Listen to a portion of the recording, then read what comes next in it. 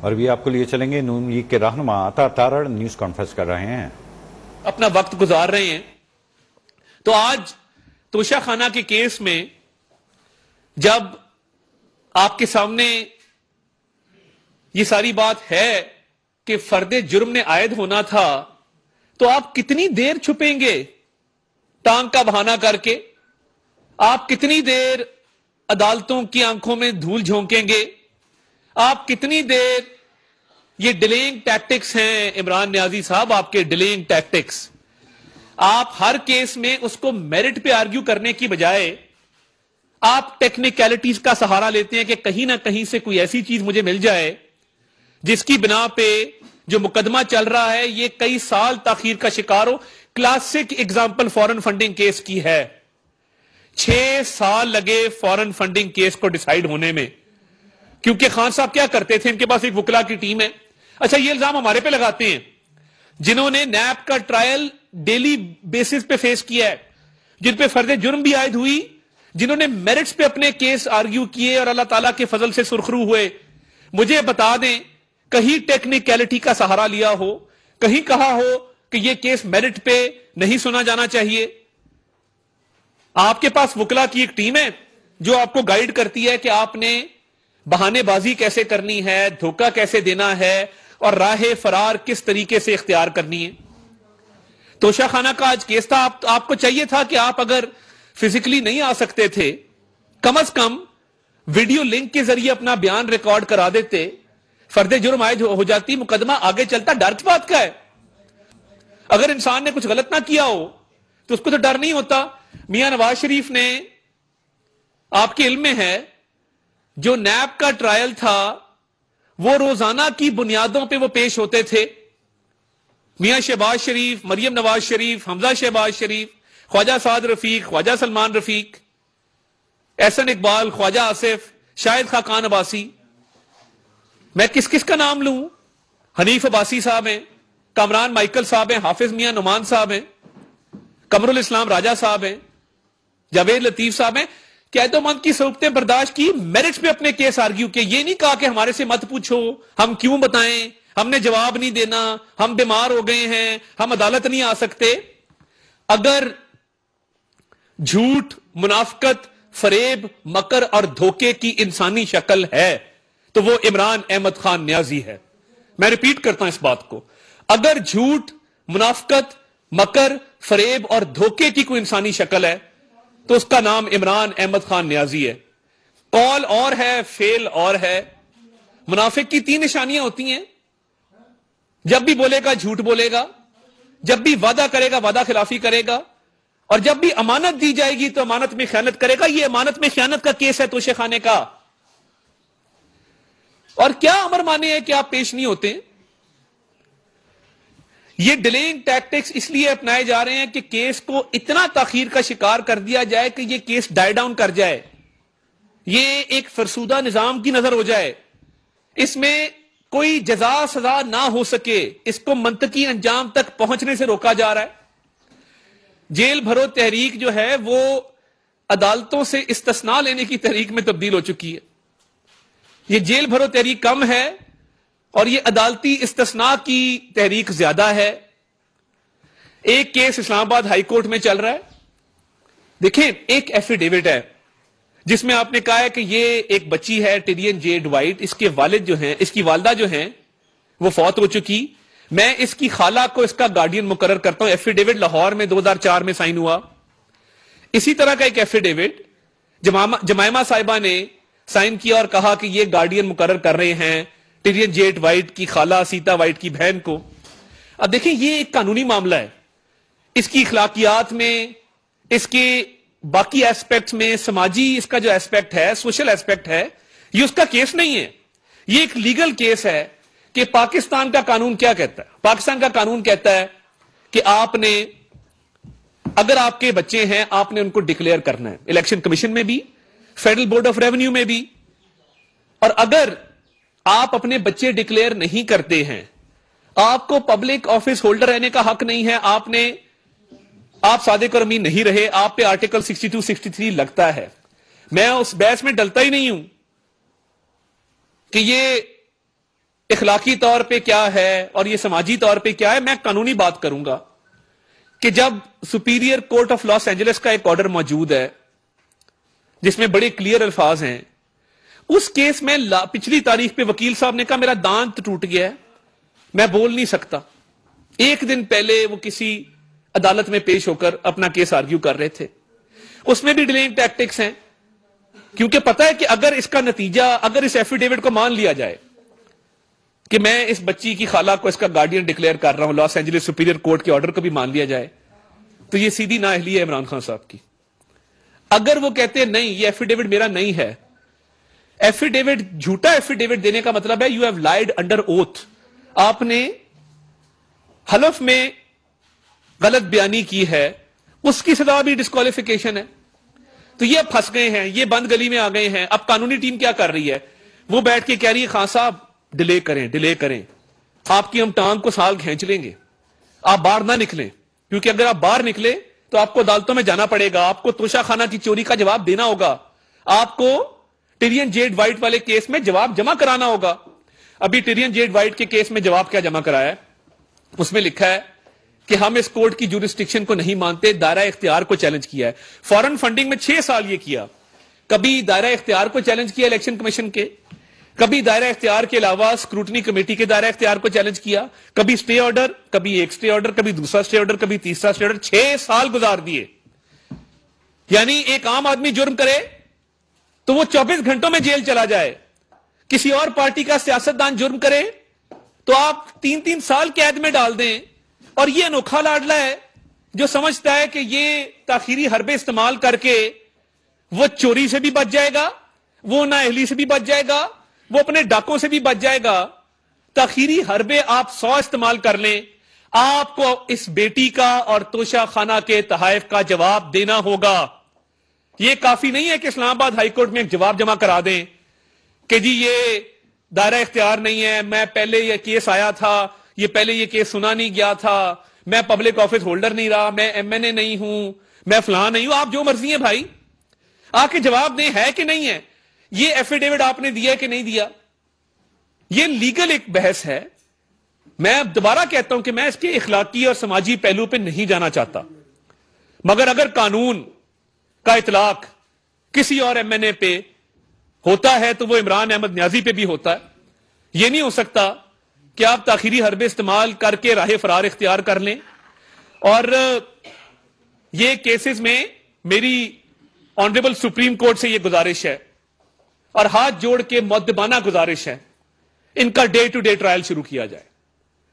یعنی یہ کیسے ہو سکتا ہے نواز شریف کا ڈے ٹو ڈے ٹرائل ہو، شہباز شریف کا ڈے ٹو ڈے ٹرائل ہو، آصف زرداری کا ڈے ٹو ڈے ٹرائل ہو، مریم نواز کا ڈے ٹو ڈے ٹرائل ہو، حمزہ شہباز کا ڈے ٹو ڈے ٹرائل ہو، اور ایک لاڈلا بیٹھا ہے جس سے لوگ یہ کہتے ہیں کہ منصف بھی تھوڑا سا کتراتے ہیں کہ یہ گالیاں دیتا ہے، یہ ٹرولنگ کرتا ہے سوشل میڈیا پہ. میری آپ سے گزارش ہے آپ نے انصاف کرنا ہے.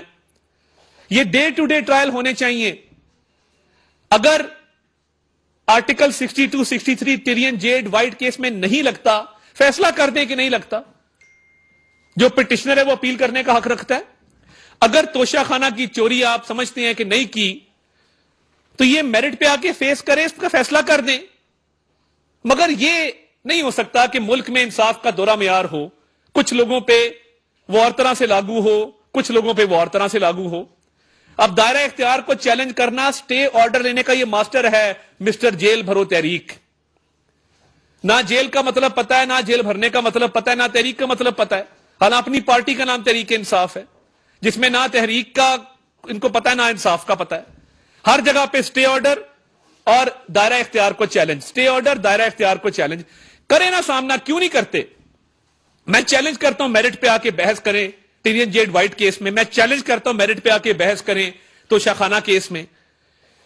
جب عمران خان صاحب پہلی دفعہ فرا گوگی کے دفاع میں آئے تھے اور انہوں نے کہا تھا کہ فرا گوگی پبلک آفس ہولڈر نہیں ہے، میں کچھ سلائیڈ آپ کو دکھانا چاہتا ہوں کیش بوائز کی، جس میں آپ کو بتاؤں گا کہ 1.6 ارب روپیہ رشوت کا، 1.6 ارب روپیہ عمران خان صاحب. لوگ کہتے ہیں نا کہ جی ثبوت کہاں ہے کہ عمران خان صاحب نے رشوت لی ہے. عثمان بزدار کو پنجاب کا وزیر اعلیٰ کیوں لگایا گیا تھا؟ کس نے لگایا تھا؟ کیا بشرا بی بی نے نہیں لگوایا تھا؟ کیا ان کی بزدار صاحب کی اہلیہ سے دوستی نہیں تھی؟ بزدار صاحب میں کون سی قابلیت تھی کہ ان کو پنجاب کا وزیر اعلیٰ لگایا گا؟ صرف مال کمانا تھا. جس عورت نے گھڑیاں نہیں چھوڑی، بریسلیٹ نہیں چھوڑے، ہار نہیں چھوڑے، پوسٹنگ ٹرانسفر پہ میں حلفاً یہ آپ کو بات کرتا ہوں کہ ٹھیکوں میں اور پوسٹنگ ٹرانسفر میں یہ کمیشن لیتے تھے بیٹھ کے. احسن جمیل گجر صاحب، کئی لوگوں کی سفارش ہم نے ان کو کی ہے اس دور میں. ہمارے بھی دوست ہیں پولیس میں، ایڈمنسٹریشن میں. کبھی کوئی اویس نہیں ہوتا تھا تو فون کرتا تھا کہ جی آپ کا اگر کوئی دوست احسن جمیل کا جاننے والا ہے میری پوسٹنگ کرا دیں. میرا چھوٹا بھائی خود چل کے گیا احسن جمیل کے پاس ایک آدھی سفارش کی. میں کیا بتاؤں آپ کو، ہم ایک شہر کے رہنے والے ہیں گجرانوالہ کے. ہمیں نہیں پتا کہ کس طریقے سے یہ ساری منی لانڈرنگ کی گئی ہے. اب یہ کیش بوائز ہیں. یہ پہلا کیش بوائے آپ دیکھیں محمد انوار الحق سن آف عطا محمد. اس نے جو ٹوٹل ڈپازٹ کروایا ہے وہ آپ دیکھ سکتے ہیں کہ 754 ٹرانزیکشن کیے ہیں اس ایک بندے نے. 754 ٹرانزیکشن کیے اور ٹوٹل اماؤنٹ اگر آپ دیکھیں تو ٹوٹل اماؤنٹ اس کی بنتی ہے 86 کروڑ 29 لاکھ روپیہ. اس نے فرا گوگی کے اکاؤنٹ میں کیش جمع کرایا ہے. ذرا اینڈ پہ آئیں، یہ سارے کیش بوائز ہیں، اینڈ پہ آئیں ذرا. فیصل مسیح ہے، احمد منصور ہے، ناصر نواز ہے، آگے اینڈ پہ آئیں ذرا، اینڈ پہ آئیں، اینڈ پہ آ جائیں. یہ دیکھیے روکے تھوڑا اوپر، ادھر روکے ذرا. جو کل ٹرانزیکشنز ہیں وہ 959 ٹرانزیکشنز ہیں. یہ جو اینڈ پہ آپ دیکھ رہے ہیں کل جو ٹرانزیکشن جو پیسے جمع کرانے کے لیے کروائے گئے وہ 959 ٹرانزیکشنز ہیں. اور یہ 1.6 ارب روپیہ کیش جمع کرایا گیا ہے فرا گوگی کے اکاؤنٹ میں 3 سال میں. یہ 3 سال کا فگر ہے.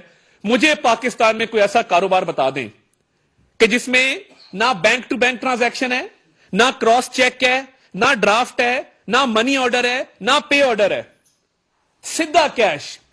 اب یہ 3 سال میں 1.6 ارب روپیہ کیش کس کاروبار سے منافع آیا ہے؟ کیا کوئی اس ملک میں جواب دینے والا ہے؟ اور مجھے غلط ثابت کر دیں کہ فرا گوگی کو پاکستان سے فرار عمران خان اور بشرا بی بی نے نہیں کرایا، یا یہ 1.6 ارب روپیہ کیش 3 سال میں جو کمایا گیا ہے وہ عمران خان اور بشرا بی بی کی معاونت اور اعانت سے نہیں کمایا گیا. میں بالکل چپ کر جاتا ہوں، نہیں بات کرتا اس ایشو پہ. مگر بات یہ ہے کہ فرا گوگی کے اثاثے دیکھیں آپ کہ یکدم 23 کروڑ کی مالکہ 1.6 ارب روپیہ جیسے ہی بزدار حکومت آتی ہے 3 سال میں کیسے کما لیتی ہے. اور کیش کیوں ہے؟ کیونکہ رشوت اور ٹھیکوں کے کمیشن کیش میں آتے ہیں. یہ 1.6 ارب روپیہ کیش سارے بینک سے میں نے یہ ڈیٹا کلیکٹ کیا ہے. اس میں بینکس آپ کو بتائیں گے کہ یہ کیش آ کے فرا گوگی صاحبہ کے اکاؤنٹ میں جمع ہوتا تھا. فرا گوگی نے 2018 میں جب حکومت آئی ہے 10 سے 12 نئے بینک اکاؤنٹ بنائے. کیوں بنائے؟ اسی کام کے لیے بنائے کہ رشوت کا جو کیش کا پیسہ آتا تھا وہ ان اکاؤنٹوں میں جمع ہوتا تھا. اور عمران نیازی صاحب اور بشرا بی بی اس میں حصے دار تھے. پرائیویٹ جیٹس پہ باہر جانا، توشہ خانہ کے تحائف بیچنا، واپس آ جانا، پوسٹنگ ٹرانسفر میں حصہ لینا، ڈیولپمنٹ پروجیکٹس میں حصہ لینا. عمران خان اس میں برابر کا شریک ہے. اور فرا کو جب باہر بھگایا ہے، آپ کی نکاح میں فرا گواہ ہے. آپ جو کرتے رہے تمام تر معاملات میں آپ کی کچن کیبنٹ میں فرا شامل ہوتی تھیں. تو وہ پاکستان واپس کیوں نہیں آتی؟ بلائیں نا پاکستان، آ کے نیب کا سامنا کریں، ایف آئی اے کا سامنا کریں. کیسز پڑے ہوئے مفرور ہے، باہر بیٹھے ہیں، آ کے سامنا کریں، بتائیں کہ یہ 1.6 ارب روپیہ اور یہ کیش بوائز اوپر چلے نا. حنوک سن آف ریاست مسیح، منیر حسین سن آف محمد حسین، اوپر چلے ذرا. یہ 20-20 30-30 ہزار کے ملازم ہیں، سارے اوپر آئیں. یہ باتیں ہمیں کرتے تھے، نکلا کیا؟ کچھ بھی نہیں. یہ سارے لوگ، یہ محمد انوار الحق ہو، یہ ناصر نواز ہو، یہ احمد منصور ہو، یہ فیصل مسیح ہو، یہ کتب انجم ہو، یہ سارے 30-30 40-40 ہزار پہ یا 20 ہزار کے ملازم ہیں جنہوں نے 1.6 ارب روپیہ کیش جمع کرایا آپ کے اکاؤنٹ میں. اور ایک اور بات, عمران نیازی صاحب نے اپنی ہی حکومت میں 2019 میں اپنی بیوی کی سہیلی فرا گوگی کو ایمنیسٹی اسکیم سے فائدہ پہنچایا. یہ تو کوئی طریقہ نہیں ہے نا کہ آپ ایک طرف ایمنیسٹی کو ایک لعنت ڈکلیئر کریں, گالیاں دیں, لوگوں پہ لان تان کریں, کاروباری طبقے کو آپ نے تباہ کر کے رکھ دیا ہے, اور آپ کی بیوی کی سہیلی اور اس کا خاوند ایمنیسٹی اسکیم میں جو کالا دھن ہے اس کو سفید کر جائیں. کسی ملک میں مجھے دکھا دیں کہ وزیر اعظم کی اہلیہ کی دوست ایمنیسٹی اسکیم میں اپنا کالا دھن سفید کر جائے. کسی ملک میں مجھے اس کا اگزامپل دکھا دیں. یہ ہے وہ ثبوت جو 1.6 ارب روپیہ پنجاب کے غریب عوام کو لوٹا گیا, رشوت لی گئی, کمیشن لیے گئے اور کیش آپ کے اکاؤنٹ میں جمع ہوا. عمران خان صاحب, اگر آپ کا دامن صاف ہے, آج فرا گوگی کو پاکستان لائیں. جب فرا پرابلم ہے, پاکستان نہیں لا سکتے کیونکہ جب فرا آئے گی تو وہ فر بولے گی, اور جب فرا فر بولے گی تو پھر خان صاحب کے لیے بہت بڑا ایشو بن جائے گا کہ وہ بتائے گی کہ میری تو کوئی سرکاری پوسٹ نہیں تھی, میرا تو کوئی سرکاری عہدہ نہیں تھا, یہ 1.6 ارب روپیہ کیش جو مجھے آیا ہے رشوت میں, کمیشن میں, یہ اس لیے آیا ہے کہ میرا عمران خان سے اور بشرا مانیکا سے تعلق تھا اور میں ان کے بہاف پہ فیصلے کرتی تھی, کرواتی تھی. تو یہ وہ لنک ہے پبلک آفس ہولڈر کا اور بینامی دار کا جس کے تحت اس قوم کا اربوں روپیہ لوٹا گیا ہے. تو خان صاحب کو چاہیے کہ ڈیلنگ ٹیکٹکس مت اپنائیں, ٹیکنیکلٹیز پہ مت کھیلیں, بہادری کا ثبوت دیں, آئیں کورٹ کا سامنا کریں, کہیں میں توشہ خانہ کا حساب دیتا ہوں, کہیں کہ اگر آرٹیکل 62, 63 میرے پہ لگتا ہے تو میں ٹیرین جیڈ وائٹ کا کیس اسلام آباد ہائی کورٹ میں میرٹ پہ ڈسکس کرنے کو تیار ہوں. تاریخ پہ تاریخ کیوں لے رہے ہیں؟ اس لیے کہ وہ اس میں سے فائدہ حاصل کر کے ڈیلنگ ٹیکٹکس کا سہارا لے کے اس میں سے نکلنا چاہتے ہیں. فورن فنڈنگ کو 6 سال لگے اور نواز شریف صاحب کے کیس کو 126 دن, فورن فنڈنگ کو 6 سال لگے اور شہباز شریف کا کیس 2 مہینوں میں ڈیسائیڈ ہو, فورن فنڈنگ کو 6 سال لگے اور مریم نواز کے 2 کیس آپ 6 مہینے میں ڈیسائیڈ کر دیں. یہ نہیں ہوگا. اس میں عدلیہ کو بھی غیر جانبداری کا ثبوت دینا ہوگا اور رول آف لا کو اس ملک میں رائج کرنا ہوگا. اگر ایک لیڈر بیٹے سے تنخواہ نہ لینے پہ نکالا گیا ہے تو دوسرے کو بیٹی نہ ڈکلیئر کرنے پہ بھی میرٹس پہ اپنا کیس جو ہے وہ آرگیو کروانا ہوگا. یہ کوئی انصاف نہیں ہے کہ ایک بیٹے سے تنخواہ نہ لینے پہ نکالا جائے اور دوسرا بیٹی چھپا کے بھی پبلک آفس ہولڈر ہو. آئیں اور لوگوں کو بے وقوف مت بنائیں. جو لوگوں کی آپ معصوم ذہنوں کے ساتھ کھیلتے ہیں, ان کو زہر آلود کرتے ہیں سارا دن جھوٹ بول بول کے, یہ مت کریں. آئیں بتائیں توشہ خانہ میں کتنی چوری ہوئی ہے, جواب دیں عدالتوں میں. آئیں اور آ کے جواب دیں اسلام آباد ہائی کورٹ کو کہ جی یہ بیٹی میری نہیں ہے, یس اور نو ہے. بات سمپل ہے کہ میں اگر جاوید حسین صاحب کو کہوں کہ جاوید صاحب آپ میرے دوست ہیں کہ نہیں ہیں, اس کا جواب ہاں یا نہ میں دیں گے. یہ تو نہیں ہو سکتا یہ کہیں نہیں پتا, میں دائرہ اختیار نہیں ہے, آپ نے مجھے سوال کر دیا. وہ سیدھا کہیں گے کہ جی یا میں آپ کا دوست ہوں یا نہیں ہوں. سوال سمپل ہے, بیٹی آپ کی ہے کہ نہیں, عدالت کو جواب دے دیں. یہ کیا ہے کہ جی نہیں آپ نہ سنیں, آپ اس طرح کر لیں اس طرح کر لیں. آئیں بائیں شائیں مت کریں, come to the court and face the court. مگر آپ میں ہمت نہیں ہے, اس کام کے لیے حوصلہ چاہیے, دل گردہ چاہیے. آپ جو عورتوں اور بچوں کے سار میں بیٹھے ہیں زمان پارک میں کہ کوئی گرفتار نہ کر لے, نہیں کرتے, آئیں نا کیسوں کا تو سامنا کریں, جواب دیں لوگوں کو کہ آپ نے عوام کا پیسہ کیسے لوٹا ہے اور کیا آپ اس بات کے اہل ہیں کہ آپ پبلک آفس ہولڈر رہ سکیں یا نہ رہ سکیں. Thank you.